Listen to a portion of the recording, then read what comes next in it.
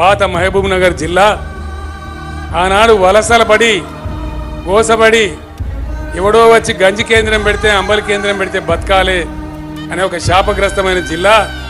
ఆనాడు మేము పక్షుల్లాగా తిరుగుతూ ఉంటే ఈనాడున్న నాయకులు ఎక్కడున్నారో మీకు తెలుసు.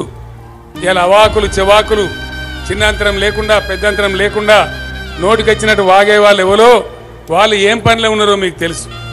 మేము తిరిగిన నాడు ఎవరు లేరు, ధైర్యం లేదు, మంది లేరు, నాయకులు లేరు, మంత్రి పదవులు లేవు.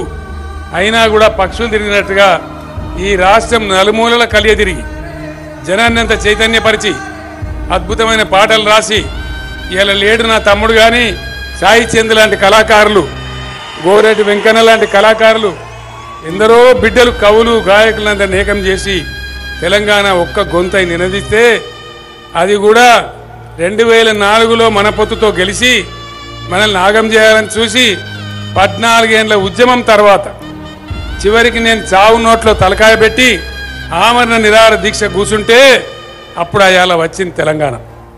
ఇవాళ మాట్లాడటోళ్ళు ఎవరో ఆనాడు పోట్లాడిన వాళ్ళు ఎవరో దయచేసి మీరందరూ ఒకసారి ఆలోచన చేయాలని నేను కోరుతా ఉన్నా.